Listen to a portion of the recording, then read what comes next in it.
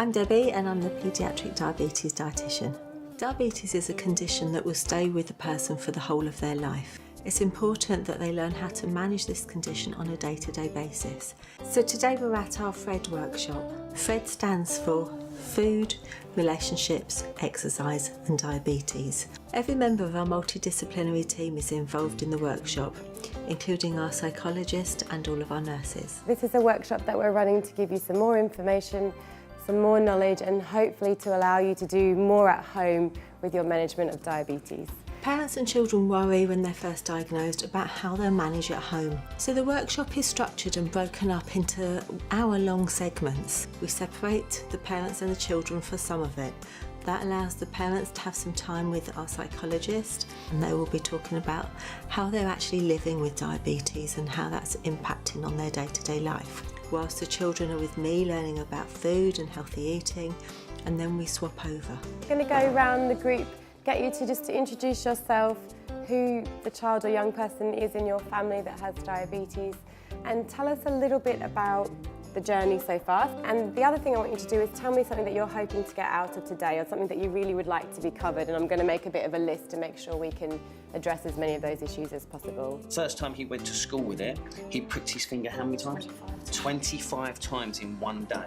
He's quite a clever boy, and he's well aware of it. So he's constantly monitoring, he's constantly fearful of it as well, yeah? Like your son, and it does come with time. Everyone's like that. Well, I didn't sleep till 2 o'clock in the morning for the first few weeks, because 2 o'clock is when we're supposed to check.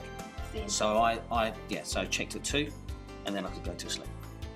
That's some of the signs of anxiety, really, in terms of that constant questioning.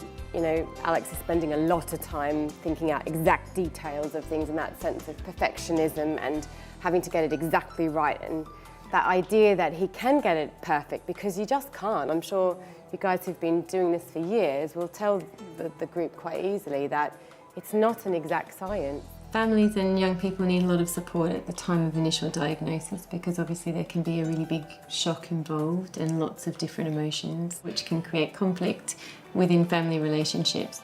But they also need some support along the way. In terms of parents, we also know that there's higher rates of depression in parents of children with type 1 diabetes as well, and I'm sure you can all relate to why, in terms of how much stress it can put on a family as well. So if you start to notice signs or symptoms where you think that your child is feeling particularly low, or seems to be a real worrier, or is getting really anxious about things, that you know that we're there to help with that, and that you can ask for help early on before it kind of gets to that point.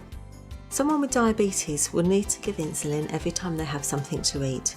The insulin dose is partly worked out based on the amount of carbohydrate that they're eating. So we include Carb Counting in FRED as part of a refresher. In your teams, use your Carbs and Cows book and write down how many grams of carbohydrate you think are on each plate. At the end, you're going to tell me what you've all worked it out to be, and then we're going to work out precisely how much carbohydrate there is on each plate. And what did you work the apple out to be? 16. 16? This helps families learn to carbohydrate count foods that they're not familiar with. It also gives me an opportunity to teach them about some shortcuts, because after all, they're going to have to do this for a long time. I hope you've got a little bit of energy left, because we're going to be spending the next 20 minutes or so talking about exercise. When I talk about exercise, I don't just mean having a game of football or riding your bike. What else do you think is included in the term of exercise? What did you think, Alex? Everything that you do and use energy with? Yeah, anything that's active that you're not doing absolutely every day. So I want you to think about a situation and discuss together what you might do, and then you can tell the rest of the group.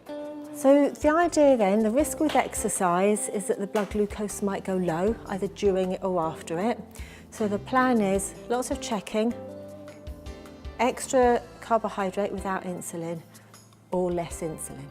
We support families in total who have diabetes. We think about diabetes being something that impacts on the entire family, not just on the young person. Only another family of a child with diabetes knows exactly what they're going through, and although they have us to talk to and offer support, families tell us that they get a lot of support and encouragement from meeting and talking to other families and sharing their experiences.